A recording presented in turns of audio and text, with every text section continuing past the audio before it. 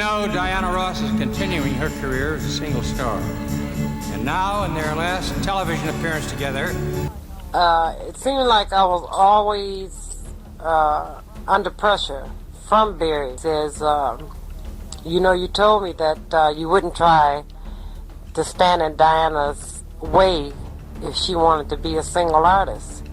And I told him, that's right, I wouldn't stand in her way if she... Florence Ballard was a talented singer and a founding member of the famous group, The Supremes. She worked closely with Diana Ross, another member of the group. At first, everything seemed great. They were making hit songs and becoming very popular. But soon, Florence started to see a different side of Diana. The word on the street was that Diana could be selfish and hard to work with. Florence discovered this too late. By the time she realized how difficult Diana could be, their friendship and the group's harmony were already damaged. This story will tell you about the ups and downs of their relationship and how Florence uncovered Diana's darker side, changing everything for the Supremes. So let's delve in. Florence Ballard was born on June 30th, 1943, in Detroit, Michigan. She grew up in a large family with many brothers and sisters. They didn't have a lot of money, but they had a lot of love. Florence loved to sing from a young age. Her family would gather around and listen to her beautiful voice. Her father was born Jesse Lambert in Bessemer, Alabama, after his grandmother was shot, and he was adopted by the Ballard family. Jesse Ballard left his adoptive parents at 13 and soon engaged in an affair with Florence's mother, Lurley, who was only 14, in Rosetta. The Ballards moved to Detroit in 1929 as part of the Great Migration. Jesse worked at General Motors. Her brother Roy was by a drunk driver at the age of 3. Her mother gave birth to twins that died at 5 months old and a daughter that died in infancy. Jesse, an amateur musician, helped inspire Florence's interest in singing. He taught songs to her, accompanying her on guitar. Financial difficulties forced the Ballard family to move to different Detroit neighborhoods. By the time Florence turned 15, they had settled at Detroit's Brewster Douglas housing projects, and the next year, Jesse Lambert Ballard died of cancer. Named Blondie and Flo by family and friends, Ballard attended Northeastern High School and was coached vocally by Abraham Silver. Ballard met future singing partner Mary Wilson during a middle school talent show, and they became friends while attending Northeastern High. From an early age, Ballard aspired to be a singer and agreed to audition for a spot in the sister group and local Detroit attraction, the Primes, who were managed by Milton Jenkins. After being accepted, Ballard recruited Mary Wilson to join Jenkins's group. Paul Williams of the Primes, who would later evolve into the Temptations, in turn enlisted another neighbor, Diana Ross, then going by Diane. Betty McGlown completed the original lineup, and Jenkins named them the Primettes. The group performed at talent showcases and at school parties before auditioning for Motown Records in 1960. Berry Gordy, head of Motown, advised the group to graduate from high school before auditioning again. Ballard eventually dropped out of high school, though her group mates graduated.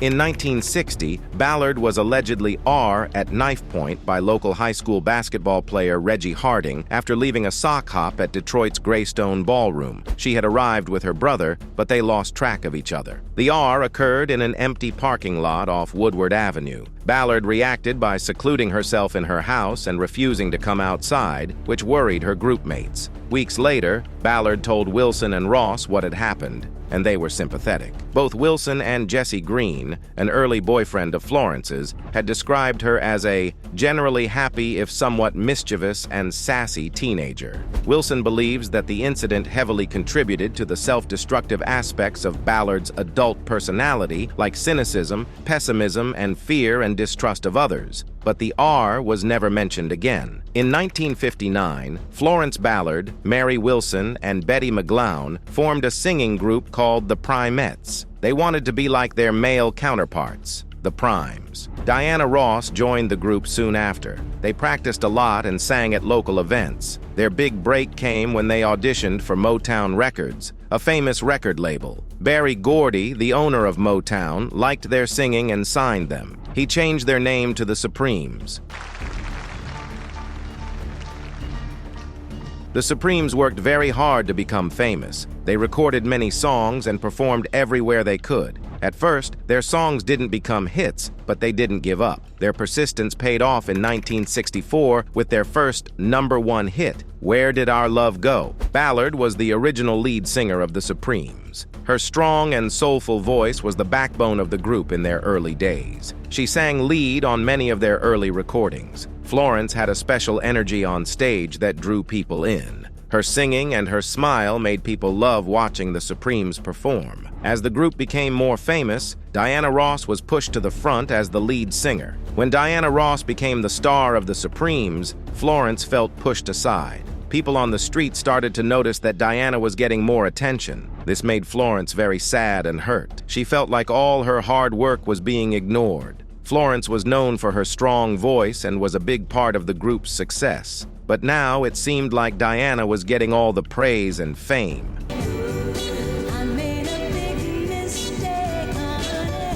Inside the group, things were not always happy. There were many arguments and fights. Florence and the other members of the group, Mary Wilson and Diana Ross, did not always get along. The group's manager, Berry Gordy, also favored Diana. This created a lot of tension and made Florence feel even more left out. The tension grew so much that Florence started to have problems with the group's way of working. Ballard expressed dissatisfaction with the group's direction throughout its successful times. She would also claim that their schedule had forced the group members to drift apart. Ballard blamed Motown Records for destroying the group dynamic by making Diana Ross the star. Struggling to cope with the label's demands and her own depression, Ballard turned to for comfort, leading to arguments with Ross and Wilson. Ballard led to her missing performances and recording sessions. Gordy sometimes replaced Ballard on stage with the Andante's Marlene Barrow. In April 1967, Cindy Birdsong, member of Patti LaBelle and the Bluebells, became a stand-in for Ballard. A month later, Ballard returned to the group from what she thought was a temporary leave of absence. In June,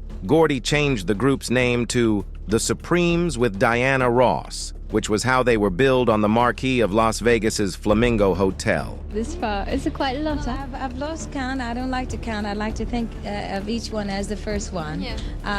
But it's been about 14 maybe. Yeah. 14 singles, I but saw quite a a few list. albums, as you can see here. Yeah. On July 1st, the day after her 24th birthday, Ballard showed up inebriated during the group's third performance at the Flamingo, and her stomach bulged under her suit. Angered, Gordy ordered her to return to Detroit, and Birdsong officially replaced her, abruptly ending her tenure with the Supremes. It had been decided as early as May that Birdsong would replace Ballard once Birdsong's contract with the Bluebells was bought out.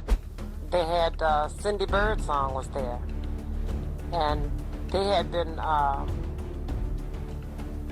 her with tapes for a whole year, and I didn't even have any knowledge of it. In August 1967, the Detroit Free Press reported that Ballard had taken a temporary leave of absence from the group due to exhaustion. Ballard married her boyfriend, Thomas Chapman, on February 29, 1968. A week earlier, on February 22nd, Ballard and Motown negotiated for her release from the label. Her attorney in the matter received a one-time payment of $139,804.94 in royalties and earnings from Motown. As part of the settlement, Ballard was advised not to promote herself by using her former membership in the Supremes. In March 1968, Ballard signed with ABC Records and released 2 unsuccessful singles. Oh, I believe in yesterday.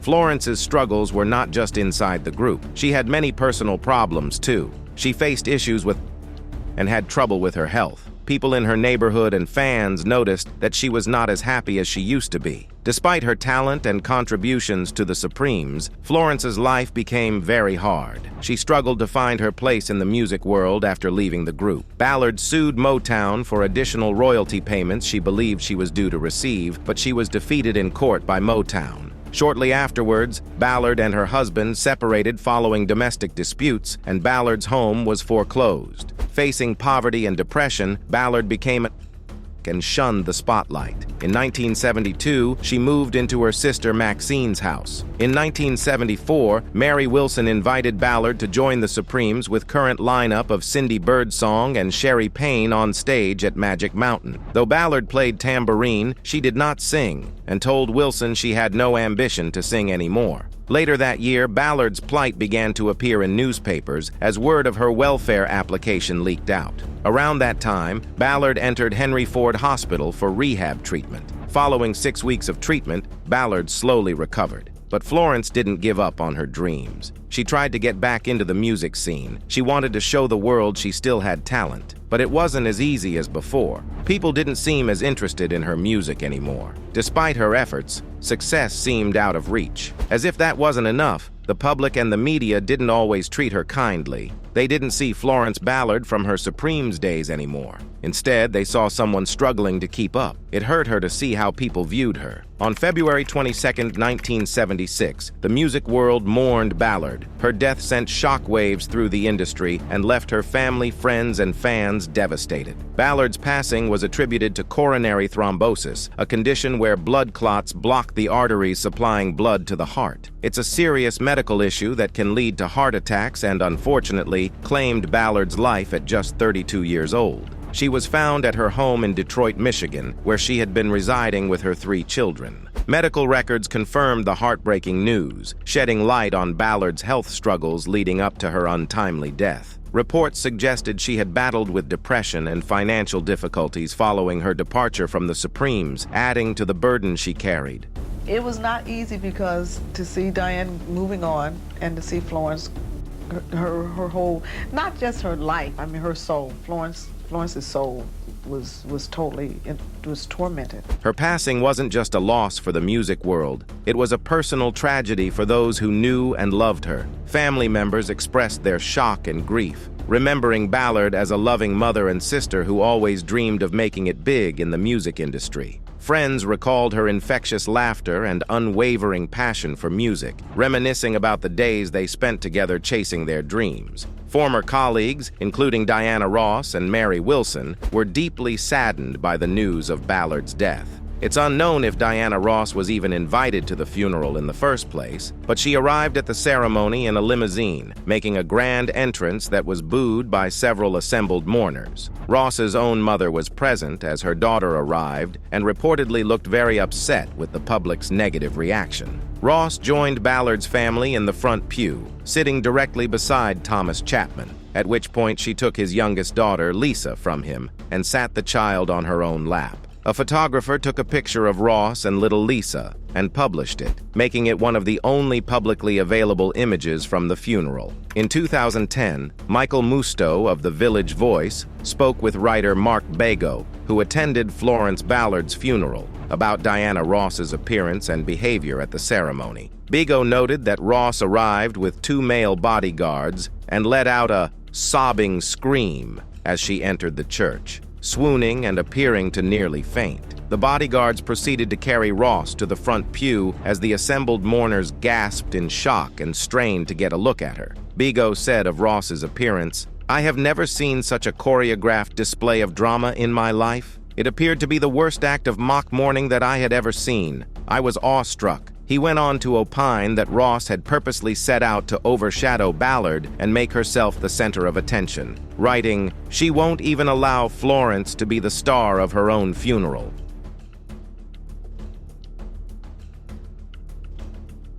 Meanwhile, before Ballard's demise, as earlier mentioned in early 1968, the departure of Holland Dozier Holland from Motown due to a dispute over royalties and profit sharing had a significant impact on the quality of Motown's output. This decline was particularly notable in the records of Diana Ross and the Supremes. Between 1967's Reflections and 1969's The Wait, only 6 out of the 11 released singles reached the top 20. Notably, only one of those, 1968's Love Child, managed to secure the #1 spot. The tension within the group and demanding touring schedules led to Mary Wilson and Cindy Birdsong's absence on many singles during this period, replaced by session singers like the Andantes.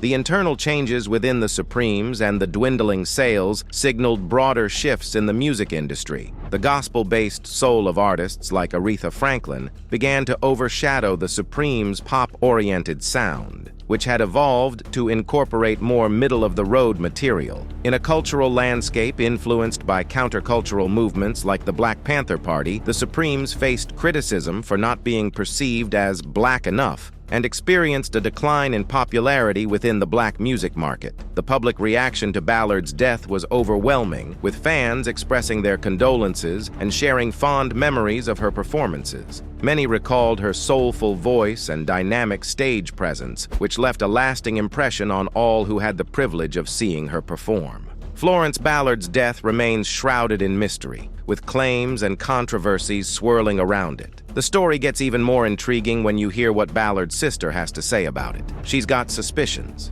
and they're pretty serious. Now, let's dig into what's being said. Ballard's sister, she's not holding back. She's pointing fingers, saying she thinks something fishy went down. But hold up, we gotta look at the facts too. During an interview, she told a source that her sister was... I believe my sister was a victim of domestic violence, Maxine Ballard said. If you were at the funeral, you would have seen the up and down her legs. First off, what's the evidence saying? Well, some say there's not enough to prove. They're saying it was just a tragic accident, but others argue there are too many strange things going on. They're saying it's fishy how things went down. Now, let's talk about how the public and the media are reacting. People are buzzing about this. They can't get enough of the drama. Some are buying into theory, while others think it's all just gossip. But one thing's for sure, everyone's talking about it. The media, they're eating this up. Headlines are screaming about a possible... Reporters are digging for dirt, trying to uncover the truth. And people, they're glued to their TVs, soaking it all in. But what's the real deal here? We may never know for sure. Ballard's death will always be surrounded by questions. And while some believe she was taken from us too soon, others are skeptical. They say we should focus on remembering her legacy instead of getting caught up in the drama. Now back to when Motown sought to revitalize the Supremes by arranging high-profile collaborations with their counterparts, the Temptations. This strategic move made financial sense, considering that the Supremes had a predominantly white fan base, while the Temptations appealed largely to a black audience. As 1969 unfolded, Motown laid the groundwork for Diana Ross's solo career, contemplating various candidates, including Syreeta Wright, to replace her in the Supremes. After witnessing a performance by 24-year-old Jean Terrell with her brother Ernie in Florida, Berry Gordy chose Terrell as Ross's replacement. Terrell signed with Motown and commenced recording the first post-Ross Supremes songs with Wilson and Birdsong during the day, while the latter two continued to tour with Ross at night. Simultaneously, Ross began her solo recordings. On November 2, 1969, the Detroit Free Press first reported Ross's solo career. The recording of Someday We'll Be Together was initially intended as Diana Ross's debut solo single. However, Berry Gordy opted to release it as a Diana Ross and the Supremes single, even though neither Wilson nor Birdsong contributed vocals. The song achieved the remarkable feat of reaching #1 on the American pop charts, marking not only the Supremes' 12th and final chart topper, but also the last #1 hit of the 1960s. This single also marked the Supremes' final televised performance with Ross on The Ed Sullivan Show on December 21, 1969. Diana Ross and the Supremes concluded their illustrious career with a final performance at the Frontier Hotel in Las Vegas on January 14, 1970. A live recording of this farewell performance was later released in a double LP box set titled Farewell. It was during this farewell performance that Jean Terrell, the replacement for Diana Ross, was introduced to the public. On June 12, 1977, the Supremes performed their farewell concert at the Drury Lane Theatre in London as Wilson made her exit for a solo career, and Sherry and Susay had selected Joyce Vincent to round out the trio as a new third member.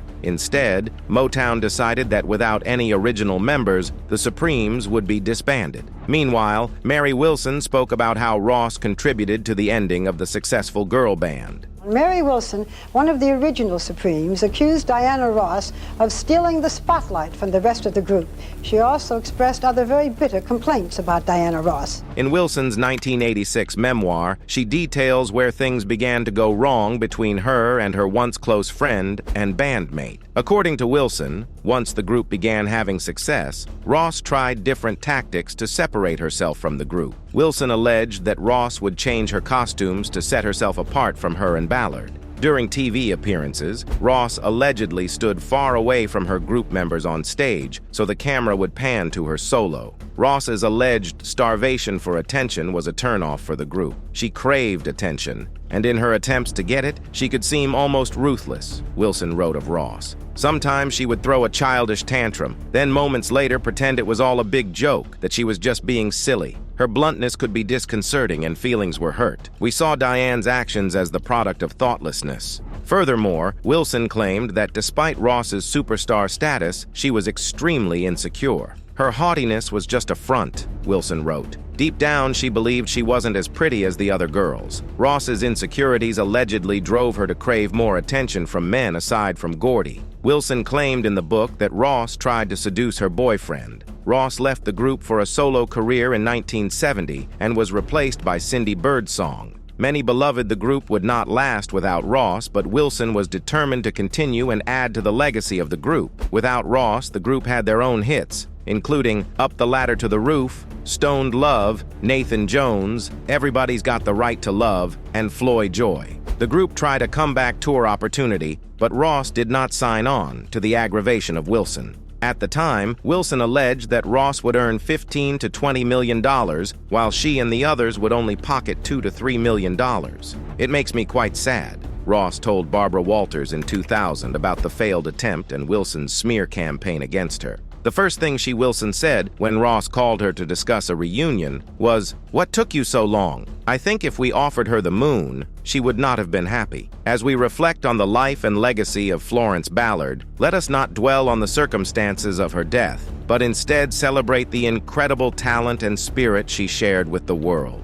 Though she may no longer be with us, her music lives on, inspiring generations to come. Florence Ballard may have left us too soon, but her memory will forever be etched in the hearts of those who loved her. Florence's contributions were not just in her singing. She also helped create the group's style. She had a great sense of fashion and helped pick out their dresses and hairstyles. The Supremes were known for their glamorous look, and Florence played a big part in that.